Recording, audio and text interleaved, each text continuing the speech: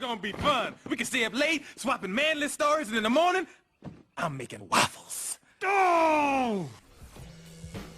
Hey, this is Steve Bloom, and you are listening to the GeekCast Radio Network.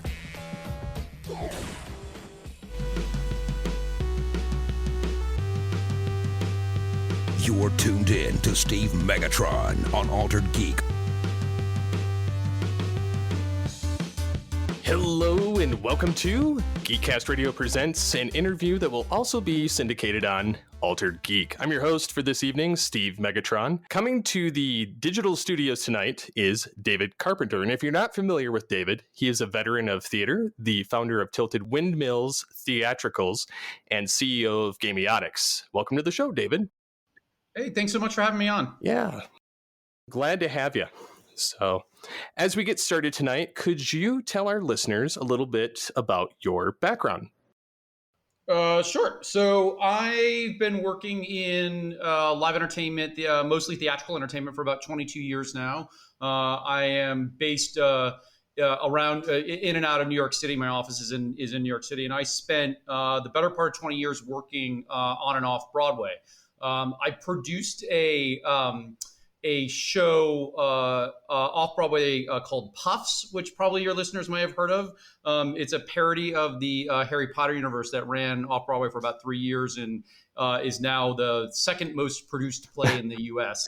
And then I also have a software company called Gamiotics, which is diving into the gamification of audience engagement, both in and outside of entertainment. Awesome. So did you always want to be involved with theater, or how did that kind of come about? Yeah, I mean, I was a theater kid from fourth grade on, right? Nice. Like going all the way back to elementary school. I come from an entertainment family. My grandfather was a composer in Hollywood, and so I was he was a television theme song composer. He wrote some things you have heard of, but I think the most notable things is he wrote the theme song to A-Team and Magnum P.I. Yeah. And so there was kind of never any resistance to me going into theater and entertainment, just because I came from a family that was already so steeped in it. And when I was in college, instead of going to LA, I made the decision to move to New York, probably just because I was closer to New York, and just started diving into theater. I started working off Broadway, and then quickly moved to work on Broadway for a company called the Dodgers, not the baseball team, but this very venerable producing office. They produced Jersey Boys at one point, okay. But they were a big deal, and that's how I got my start. Awesome. Yeah, it's funny enough. I produce audio dramas, and I get to play as a voice actor, but I was always too chicken to put myself out there into the theater realm. So getting to, but I always enjoyed the ability to have the theatrical. I don't know. It's fascinating. I come across so many people in so many different fields, right? Who all did theater or did something akin to theater in middle school, high school. Like just having, the more interesting people to me, obviously, are the ones who played around or did something with stage and always kind of had a love for it, within entertainment. So it's just something that I always did. I was an actor. And then when I was in high school and in college, and then when I was in college, I was like, I don't know if I really want to be an actor. Maybe I'll be a director. And I focused on directing for about 3 years when I was in college. And by the time I hit my senior year, I was like, gosh, well, I don't really like working with actors that much, but I really like putting the shows together. Because when you're in college and you're the director, you're also the producer. Yeah. So when I left college, I went and started pursuing a career in a lot of different aspects of management. I mean, I worked in sales and marketing. I was the head of sales at DreamWorks on Shrek the Musical for about 2 years. Cool. When I was on Broadway. It was a fun experience. It was different. I'll give it that, but it was a really fun experience. And then I worked for a producer for about 5 years, running her office, which taught me a lot. And then I started my own office, which was Tilted Windmills. Awesome. So switching gears a little bit, I see that you like board games and video games. So what are some of your personal favorite types of games in those areas? Which one? Where do you want me to start? Let's start Board with games board games because I'm kind of a mild board gamer, strategy board gamer, but yeah. So like, I wish you could see my living room. There's like, I'm one of those guys that we have a stack of board games sitting against That's the wall. awesome. I mean, all different types. Like, I love strategy games, full stop. Like, I absolutely adore strategy games. The one that we're currently playing with our group of friends up where I live is King's Dilemma. Do you know that one? I haven't heard of that one, no. So it's basically a branching narrative board game, right? And it's all strategy. And like you, and there's 5 of us who play it. We're all sitting on the council of this land, right? But it's hard to explain. But it's like a multi-generational game, and so you make these decisions that affect the land that also kind of determine which cards get pulled next, and your choices have consequences as you're playing out this game over time, right? And it is just, and we'll talk more about choose your own adventure stuff later, but like it is just endlessly fascinating about how this game was designed, right? From a story perspective. It's a great story game, right? And so like we're like nearing the end. We've been playing it for months now because like a round will take hours to do. The other one that we played for years that haven't played in a while is the Game of Thrones board game is really well designed. Have you played that one? No, I haven't. It's like Risk meets Stratego. Oh, okay. Right? Yeah. And it's but it's Game of Thrones, so it's like you must backstab your players by the end. And like you really have to go like we've had like not fist fights, but just like very intense altercations break out like during that game in our house, just because you get really so intense because you're playing. It's like a 4-hour game to play, and you're investing so much time, and you get to the end, and everyone's just like out with knives, trying to win the game at the end. I have a tile game called Azul. I've heard of that one.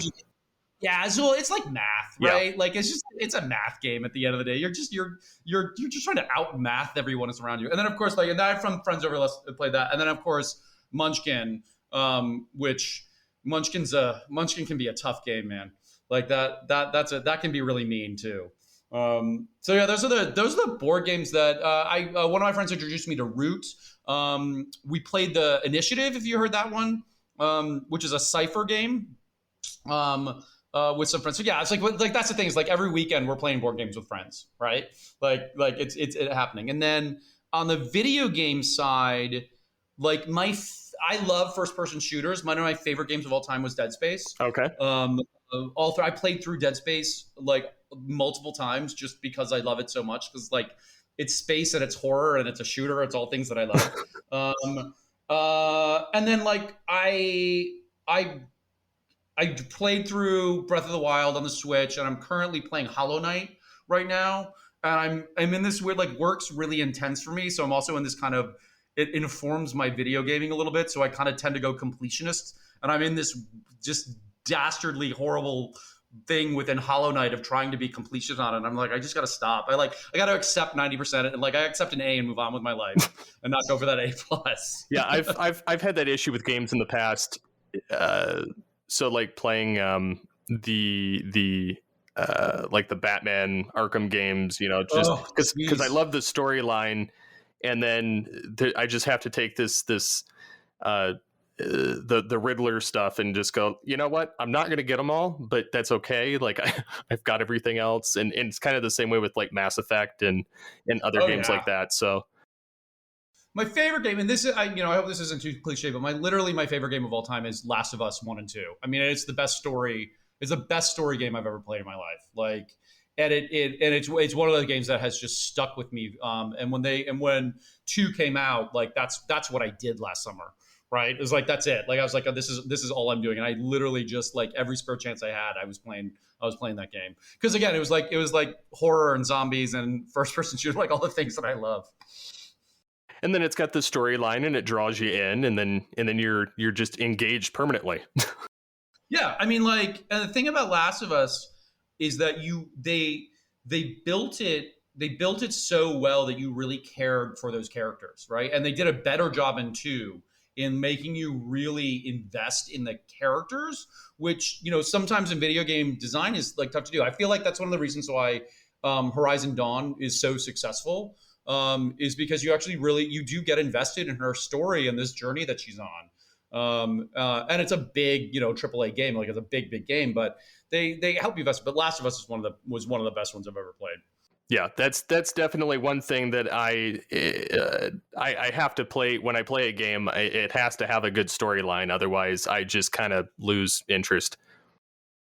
Yeah, I mean, like we'll play what was it? What was the name of this game that came out? Because like everybody was playing it during the pandemic. It was the couch co-op game about the couple who were like about to get a divorce, and they were then magically turned into dolls, and they're like kind of like running through their house trying to save their marriage. Like, do you know what I'm talking about? I vaguely know the name of it, but yeah. Yeah, like my husband and I, we played that for like 2 years during the pandemic, right? Like that's all we played. And it was actually very therapeutic being stuck in this house together. We're like, all right, we're gonna do this. But then like we'll play like Broforce. You ever play Broforce before? No. It's a side scroller, and it's like Contra to us. It's like a little like based a little bit of Contra, and it's just really funny and really dumb and just like really fun to play. So we used to like sit down and play Broforce in some evenings, just like, all right, let's just get a pizza and do that. Yeah, I love the side scrollers. I just looked it up as you were mentioning it, and yeah, it does look just fun and stupid at the same time, but there's something to be said for old games. There's something to say for old games which I like. Did you ever play Magica? Magica was a top down, but it had a good spell system in it that was fun to do. I played Magica through a couple of times. I really liked that. My husband didn't like it very much, so he didn't play it with me the second time around. But like, yeah, I mean, it's just like it like depends. Like I'm in this rut with Hollow Knight right now that I need to get out of and go do something else. Because I've been playing it on my Switch for literally months now. But yeah, it's like I find something and I just invested in it, and that's just what I do. Awesome. Yeah, it's very cool to hear the different types of games that everybody gets into, and just one, it kind of helps me because I don't always know of some of them, just because I kind of go to the same basic pool of games too. So yeah. What kind of games do you tend to play? What do you like? I mean, I've played like the Mass Effect stuff, and again, it's more so because the story and just the object of the game. I've played like Star Trek Online just because it's more of the game is very meh by today's standards. However, I play it because the storyline wraps up a lot of storylines from the show, from like these one-off episodes that mean nothing, or that they were starting to lead somewhere and just nothing happened with it. And so then they kind of can play through the entire continuity of the last 60 years of the universe. So that's really cool. I love that. I mean, like what great fan service that is, right? Yeah, and I love it because like you can start off in the 25th century, so like 2409, or you can start out in the 23rd century during like Kirk's era. Or you can start off during the Discovery era during that whole time.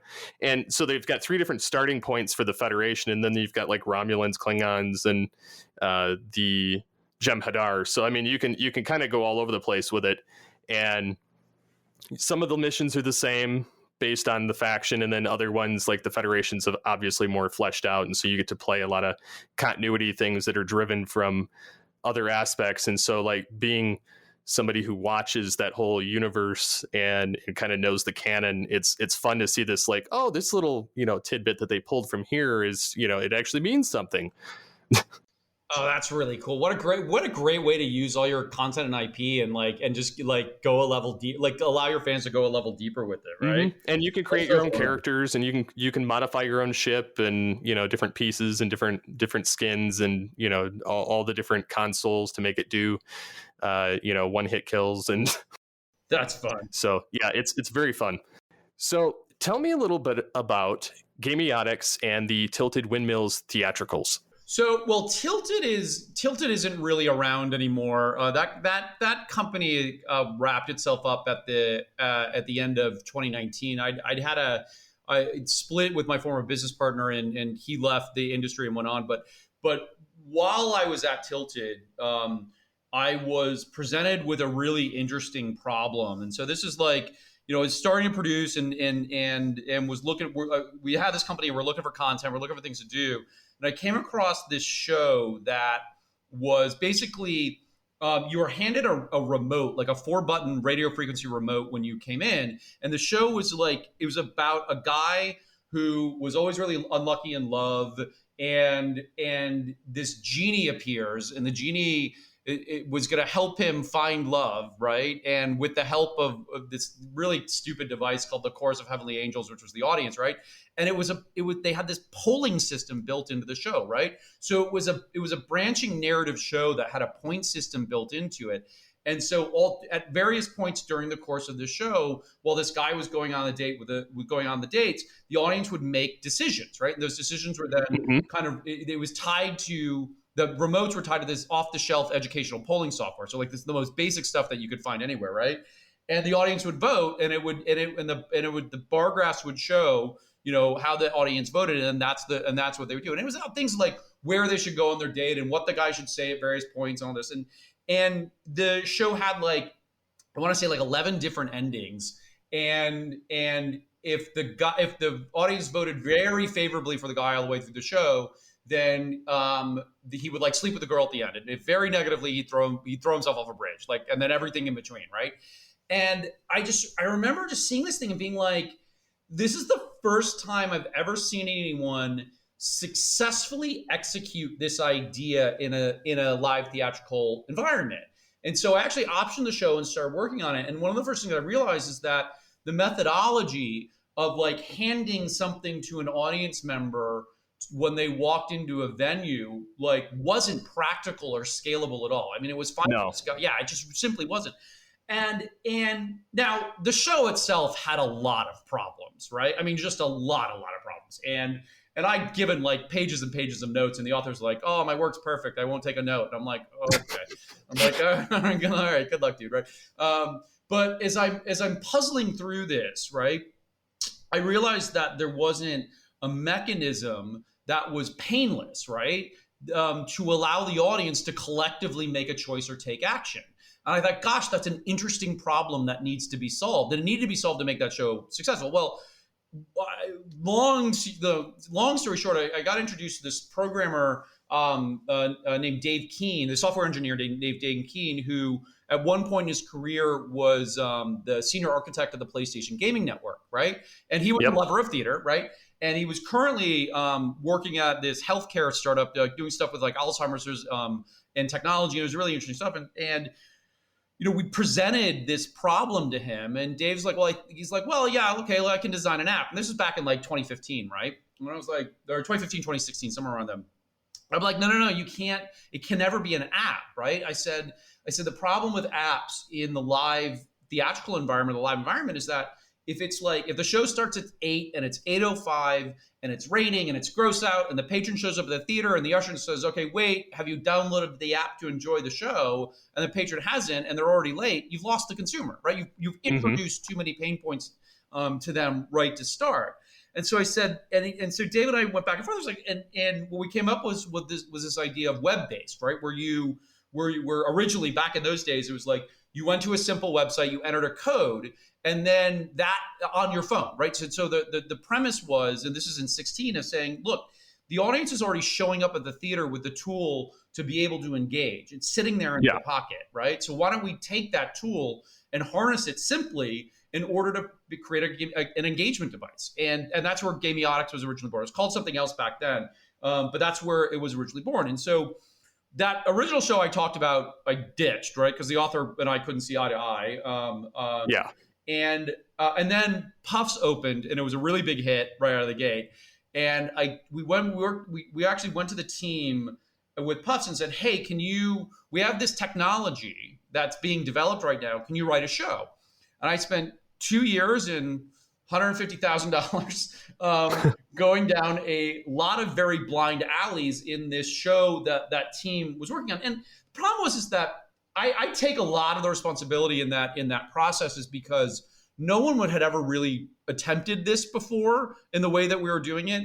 And I didn't successfully design a development process in order to allow this idea to really happen, right? And so, I was doing it under a traditional theatrical development process, and it wasn't working, and it didn't end up working, right? So I spent 2.5 years working on that show. And then finally, it was just like, this is never going to get off the ground and put on the shelf. And the technology had advanced a little bit, right?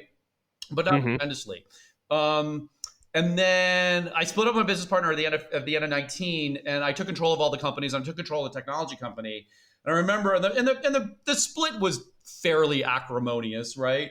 And I remember sitting there with my lawyer and at a restaurant while we're going through everything, and she was saying, you don't have to do this. She's like, you can just walk from all of this. This sucks. Like, I'll help you get a job at Netflix. And then I'm like, I was like, yeah, like, wouldn't that be fun? But and this is like the gamer in me of being like, yeah, but I still haven't actually solved this problem. Like, I haven't completed this quest yet, right? Like, it's not, I'm not quite done with this yet. I want to give this one more shot.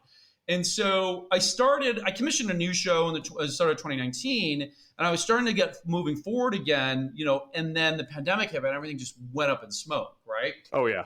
And so I stared at the wall for a day, being like, well, now what do we do? And then I realized, like, all right, live entertainment shut down for the foreseeable future. I have this piece of technology. I called a group of friends together and said, we're just going to start writing shows that we can perform on Zoom, and we're going to use this technology to engage with the audience who's going to be scattered all over the place, because they're not going to be able to gather together in a room, right, to watch entertainment. They're all going to be at home, and we can do live entertainment if we do it over Zoom. And that's where this production company that I don't have anymore, but we built this company called Seize the Show, right? And in 18 months, we produced 20-hour-long Zoom shows of increasing sophistication as we went along, and budget, right? And that's really where Gamiotics was born, is because what happened was I built this lab that was a use case for everything that Gamiotics could possibly do, right?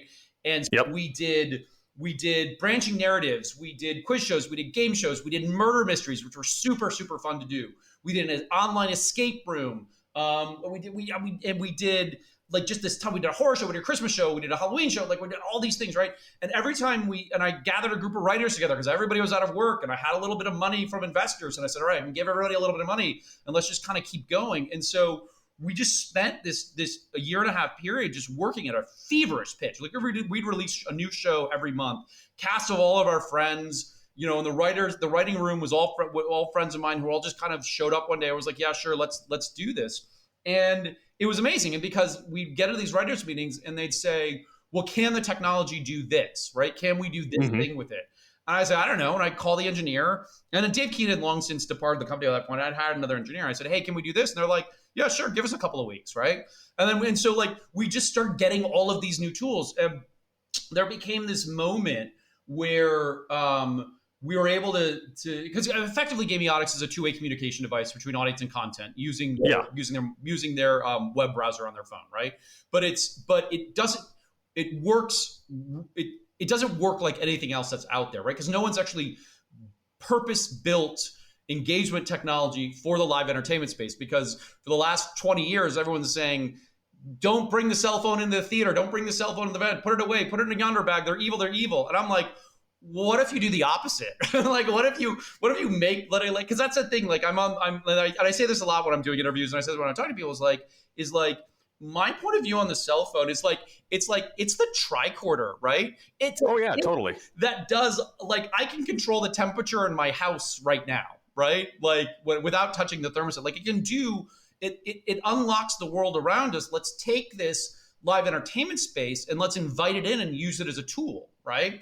And so that's kind of the point. And then the other part of it is let's build stories and experiences where the audience has agency, right? Because for me, like choice, like especially God in this country in this day and age, having choice is so important.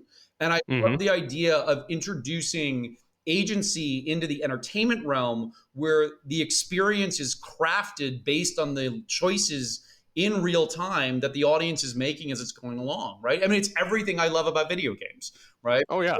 So I mean, that's kind of like a slightly out of order, but that's kind of where Gamiotics got born and what we're starting to do with it. But what I'm doing with Gamiotics is that I want to be able to deliver audience-directed experiences into any space where you have a live audience. So like one of the things that we're working on right now, we're developing a pilot program in-house. So I'm actually just developing the basis of this idea is the ability to like go to a museum and go on an adventure with you and your phone that is based on the choices that you're making. So like taking that branching narrative experience, right? Or what you would call like a choose your own adventure style experience, not a CYOC, but a style that style, right? And saying, hey, if you make these choices, you're going to have this experience, but come back again. If you make a different set of choices, you have a different experience, right? Mm-hmm. And so we're actually developing that right now. And it can do a lot of things. The phone can do a lot of things, right? And so we're building our software to do that. The other thing that we're building with it right now is 20-Sided Tavern. Did you come across that in? Yes. Yeah. So we can talk. I don't know if you have more questions. We can talk about 20-Sided Tavern. So I can talk endlessly about 20-Sided Tavern because it's one of the coolest things I've ever done in my life. Do you want to talk more about that?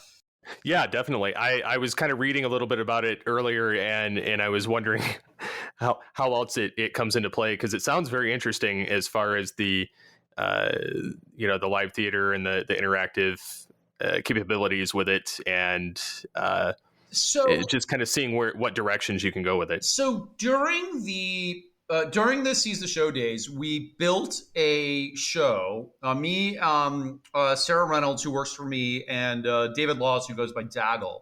Daggle is a DM, and he happens to be Neil Patrick Harris's kid's DM, right? I'm not kidding. I'm not making this up, right? And so he's a really, really talented DM and an actor. He's performed at Drunk Shakespeare. He went to CMU. He's a really super, super talented guy. And prior to the pandemic, he was trying to figure out, how do I do a D&D style game for the live stage? Like, how do I make this happen? So it got pitched in a meeting, and Sarah is a huge D&D person as well.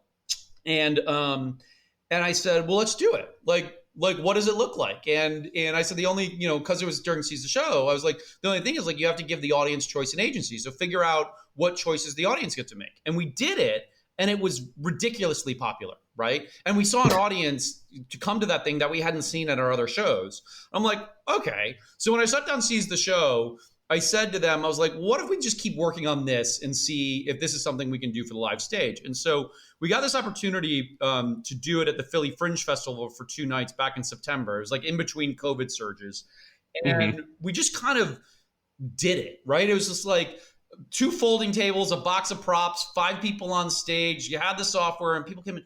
And the audience just went nuts for it, right? And I hadn't seen that kind of enthusiasm since I produced Puffs, to be honest with you.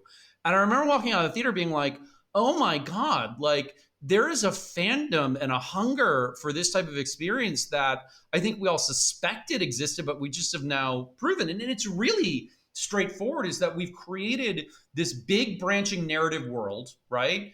And there's a campaign that happens. And basically what happens in the experience is that audience comes in and they're handed a red, green, or blue 6-sided die, right? They don't know what it's for, right? And the very first choice, the QR code, you QR code in now to access Gamiotics. The QR code in, and we've established communication. And the show starts, and the first choice that they say is like, what color die were you handed, right? And the audience is, presses on their phone whether they're red, green, or blue. And that sets up a system inside of Gamiotics called the cohort system.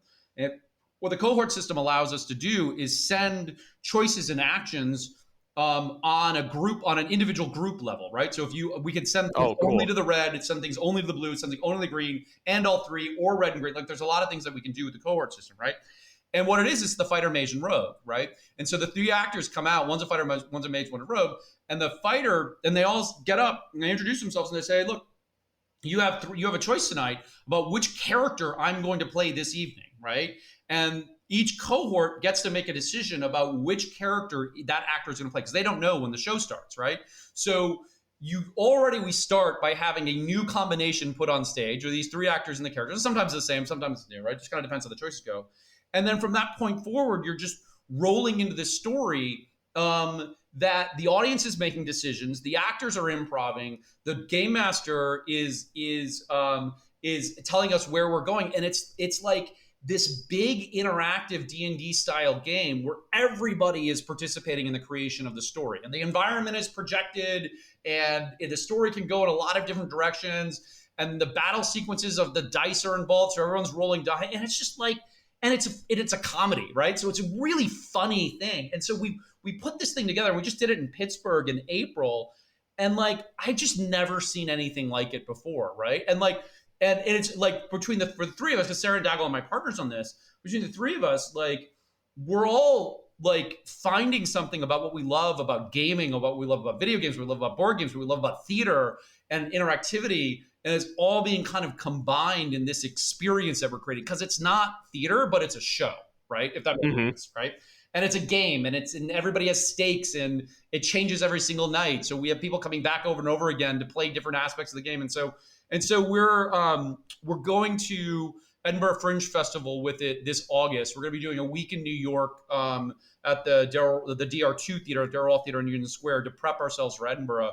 And then other things are coming after that are currently in the works. But what we've discovered very early on is that the audience that is coming out for this is it looks like our shows look like the floor of a Comic-Con. Like you have everybody dressed in different costumes from different things, like from Star Trek to Lord of the Rings to Norse mythology, to people just wearing capes, right? I had this one family that showed up like at the theater, and they were just sitting there playing Magic the Gathering. And I'm like, you guys like, and they're like, no, we love Magic, we love D&D, we love this. And they were just playing the game before the show started, with each other. And so we found that we're able to kind of unite all of those fandoms in a safe space, right? Within this environment for them to just sit down and be in this celebratory environment over things that they love, which is like gaming and D&D and theater and all these different combinations. And it's like, it's a deeply underserved audience in live entertainment, right? Like just Oh yeah, totally. Because I mean, there's a lot of situations where you're watching something and you're like, man, I wish I could have had it do this, or and just anything that you end up watching, and it's almost like the games that give you that freedom of choice to kind of choose what direction the game goes in, and once you've made that direction, it kind of goes down that path instead. Oh yeah, I mean, when I was a few years ago when I was pitching the technology, and Bandersnatch came out, right? And we'd already been working on this idea before Bandersnatch came out on Netflix. I came up to people who were like, I had to watch Bandersnatch and go through every possible iteration, right? Like I had to know every single thing that could have happened. I'm like, that is some really valuable fandom. I'm like, if I could build a show and sell tickets to that idea, right? This thing could do very well. And that's effectively what we're doing right now, right? Is that we've just built this ever-changing experience every night that has a base, that has a foundation that is really solid. But there's just like, because it's this blend of improv and branching narrative and gamification and all these different variables, it just creates something really weird and special every single time we do it. So I'm really excited about it. I mean, like there's nothing else like it out there.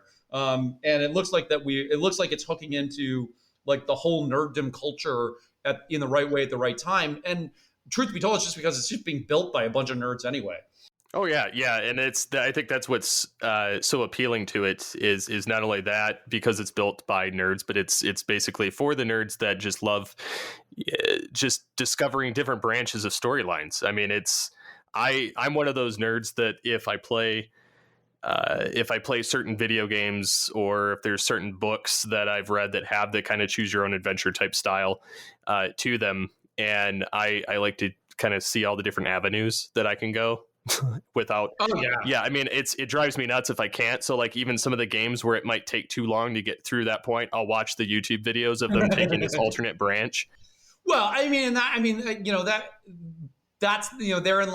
lies the problem with like what happened with Mass Effect, right? Which is they promised that the ending that this would be your choices determine the ending at the end of the third game, and it turned out not to be true. Like that was inconsequential, right? And so that was one of the rules. So we have a lot of rules, right, about how we build our stuff.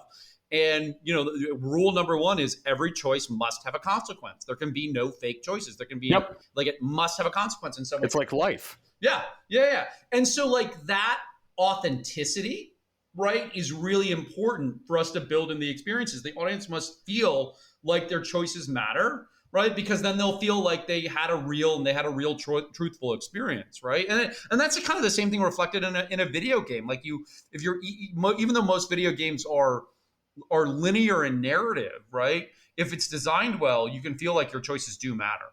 Mm-hmm.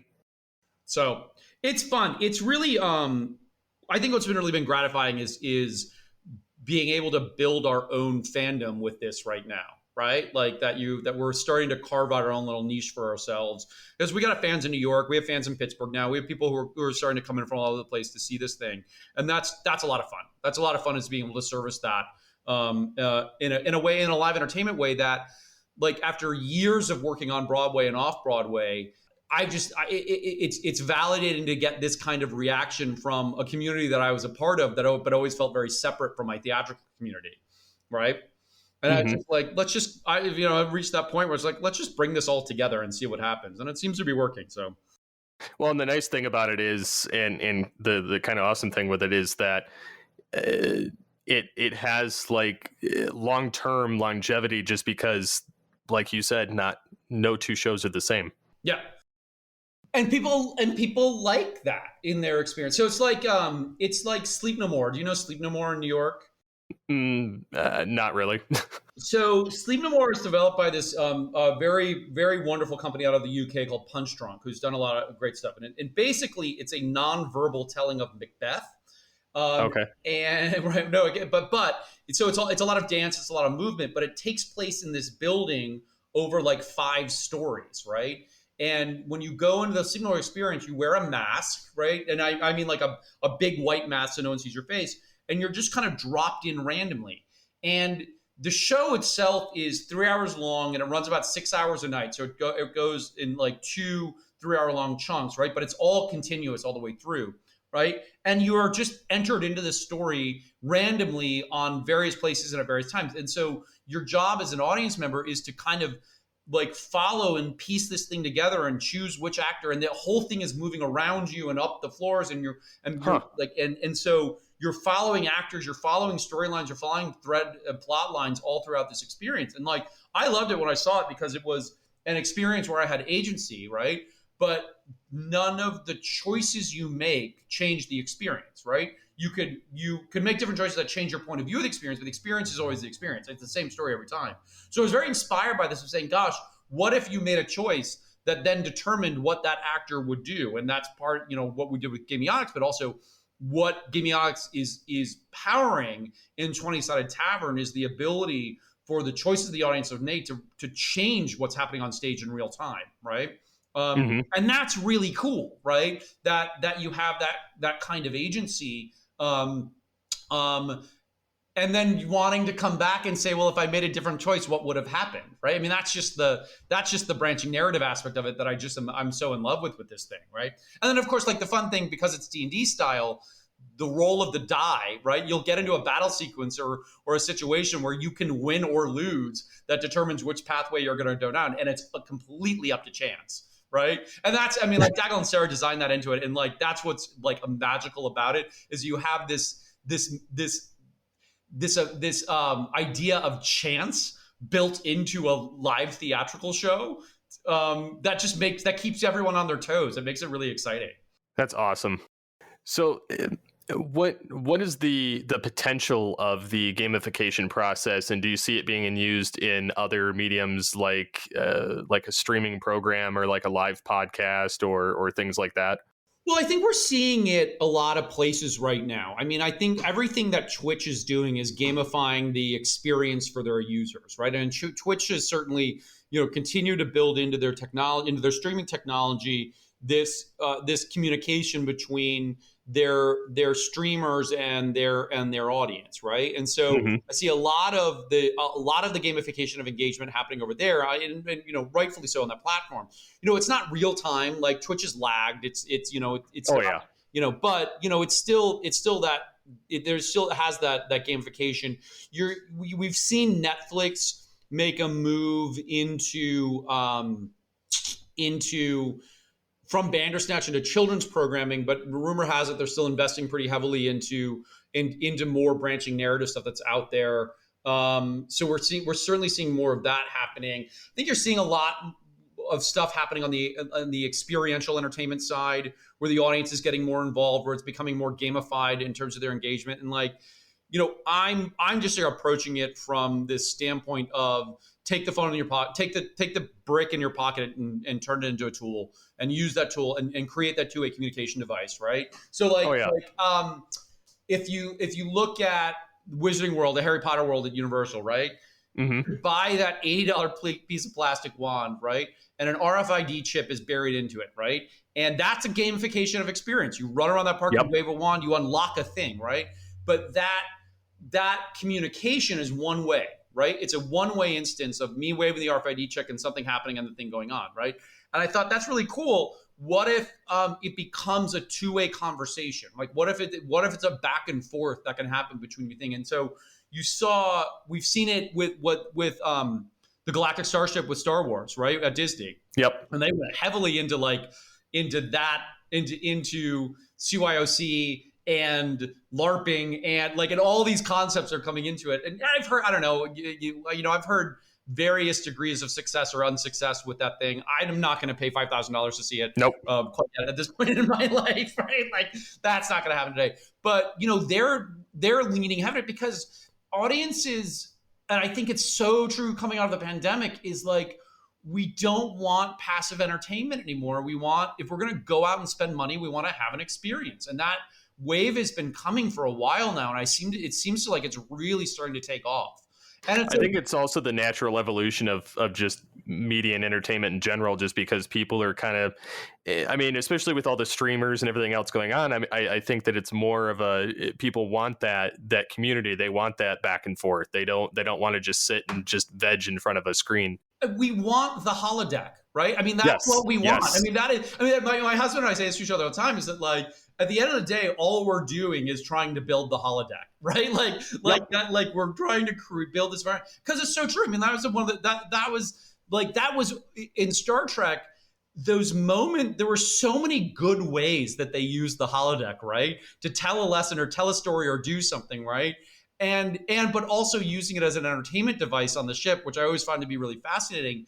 And it's of course, they're totally predicting what people want. They want to have a realistic experience. And all this stuff about the metaverse, I'm not anti anything, but I'm struggling with the metaverse right now. It's right?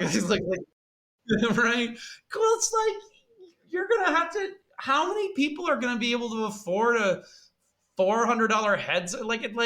How is this really going to, how's this going to work, really? And everyone's like, oh, no, it's going to be huge. And I'm like, but will it? Yeah, that's kind of my mentality on it too, because I just don't know how accessible it's going to be. Whereas with your product and your company, what you're doing with it, you're using things people already have. Yeah. Well, so it's very accessible in that sense. It's not, there's no barrier to entry. Whereas, I feel like the metaverse, it's still going to be those people that are very highly enthusiastic. And then you're going to have the people kind of on the fence, I don't know if I want to spend that.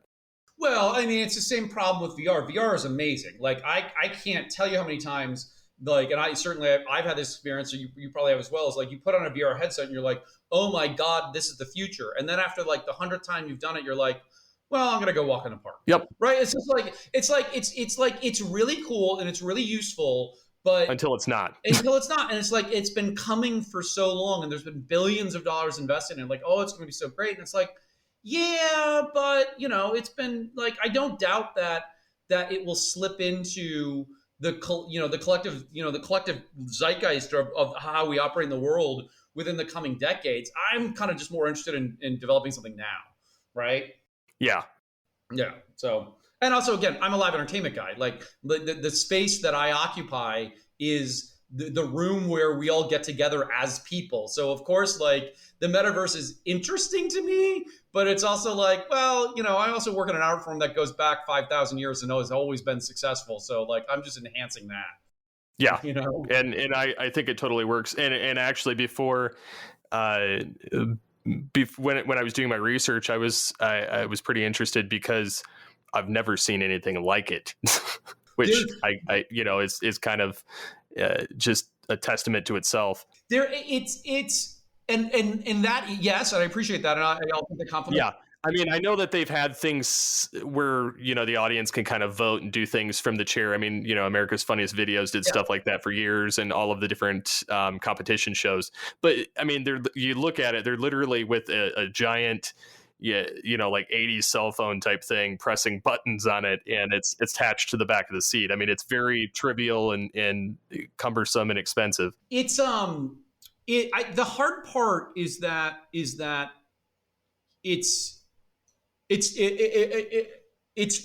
very new, right? It is a new approach into the live space, and it certainly is taking a lot of convincing of people to say no, accept the cell phone. And so part of my mission, and this is a big part where 20 Side Tavern comes in, is because 20 Side Tavern is a separate company from Gamiotics. I mean, Gamiotics is a partner in that company, but it's totally a separate company. And the reason why I've gone for it is because it's like, look, I liken it to Nintendo, and I'm not trying to self-aggrandize and say, oh my God, I'm Nintendo, because I'm not, right?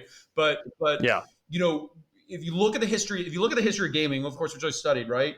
You had Atari, come out in VR. I mean, VR should take a big clue from this. You had Atari come out, and back in the 1980s, we had an Atari when I was growing up, and the hardware could only advance so far, right? And then cabinet gaming, arcade gaming, right? Then kind of came in, and they were just better games, right? Like you could build this cabinet, and you could build better gaming experiences, right? Than you could in the limited, size of the Atari. So the at-home gaming systems just kind of went out the wayside because all the kids were then flocking to the mall to play the arcade games. I was one of them, right, back in the 80s. And then Nintendo comes along in the early 90s with just a better system, right? And they came out, and then they had to build their Super Mario Brothers and their Duck Hunt, right? Because that's what really that was the two games that really launched Nintendo. Those are all things I remember. And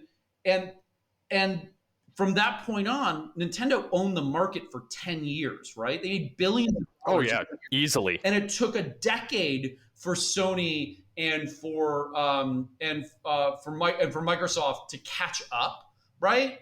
To be able to start building but they own that thing for a decade. But I mean, I'm looking at this situation right now with Gamiotics and saying, I've got really good, sophisticated software. It's like really, really good, smart software. And lots of people have tried to play around in this space. And I'm like, the problem is you got to make it easy for people to use, which Nintendo is super easy to use. But you also have to build that Super Mario Brothers. And that's what 20 Side Tavern is for me right now. It's like building that experience that the software is powered that makes everybody be like, oh my God, we need to get in on this. And so that's kind of really what I'm after but then also at the same time of like just staying true to my roots and saying, let's build an experience that appeals to an audience that is just simply underserved, right? And so I think that's also what Nintendo did, is like there was an at-home audience that was still waiting there, right? That just didn't have access to anything until they came along. They're like, where have you been? And then they produced content for a decade and just owned it. Oh yeah, totally. I still remember when I got my first PlayStation, right? I was so excited when the PlayStation came out. And my Game Boy, right? Game Boy was a Nintendo product, right? Yeah, Game Boy was a Nintendo product. Oh yeah. Yeah. Anyway. Yeah. So what's something you'd love to see happen with this technology? So, it's a good question. I know, curveball. Yeah, right. I feel like one of the things that we're working on right now, and this is super important to me, actually has to do with accessibility, right? And one of the things that we've discovered that we can do is with a script, right? When scripted environments, to be able to do closed captioning, right? Oh, cool. And I'm about to launch a pilot program this fall with the university. They haven't signed their contract yet, so I can't say, right? Yeah. But they're in the process of signing it. So where we demoed this tech for them, and they sign, and they're like, we're signing up for a year to do this, right? Because this idea that accessibility is really important in the live space, but it's really hard to do. And there's some software out there that does some speech to text and does some things, but you know, for the most part, it's really old school and being like, we're going to have an accessible performance and hire a sign language interpreter, and this is what we're going to do. And I was like, what if every performance was closed captioned, right? And what if that closed caption was simply just going to the person's phone during the course of it, so they didn't have to buy an audio device or rent something, or you have to schedule a separate performance? Like that, every single performance that you put on at your event is, again, as long as it's scripted, was accessible, right? And when we discovered this, it was like, gosh, this is really a big changer in honestly just making like the idea of accessibility in the live space, making it much more democratized, much more for everyone. Because like we're releasing a new version of the software in a few months from now. And one of the things that we're able to do is have language translation, right? So I'll put a script into the software and be able to do this kind of closed captioning, but be able to do it in multiple languages. And nice. One of the things that I think, you know, on Broadway, I've watched a lot of the struggles in being able to access other communities, right? And language is a barrier. It's like, well, what if language is no longer a barrier in that you're able to advertise for every performance? Because like advertising one performance is as accessible isn't good enough, right? Like, and so being able to say, hey, you know, for the hearing impaired community, you know, you can come and it will always be available for you for these shows. And oh, if you don't speak English but you want to start getting introduced to this, well, we can send it to you in your own language and you can watch along. I mean, God's sakes, the Met's been doing it for years, right? But they built a massively expensive hardware software system that no one else in the world can really replicate because it's so expensive. And I'm like, well, what if we just do it this way and it's cheap, right? And so that's the vision that I really have for it is being able to open up live entertainment to larger audiences, right? To speak to more people. I think is a really powerful idea. And it's something that I'm really aggressively pursuing because I think it can be really useful for venues and for content creators and for people trying to develop audiences and bringing different types of communities together in the same space, rather than, you know, tribalizing them out in their own ways. It's like, no, if we put them all in the same space, we might be able to get a better audience at the end of the day. And so that's the big idea that I'm after right now. Very, very cool. And then the museum thing, like going on an adventure in a museum, like is weirdly enough just super important to me, right? Like just this idea of transforming a space into an adventure zone for someone, and it's all sitting there on your phone, is like, that's the kid in me being like, oh my God, I would have gone to a museum every weekend if that was the case. Oh yeah. You know? Yeah. That's definitely a different experience. And I'd love to see that in action actually. So hopefully this fall. I got a lot of work to do this summer, but hopefully this fall we'll be able to start figuring. I got one of my writers who's developing it right now, and so we're starting to shop it around. And yeah, it's tough. You know, we got to find that right partner who wants to be an earlier adopter, and then once they get it, we prove that it works. Off it goes. So that's basically what the next year of my life is. It's just banging down doors saying, no, you got to do this. Awesome. So before we let you go, how can our listeners find out or find you and find the various projects you have coming up that you've talked about?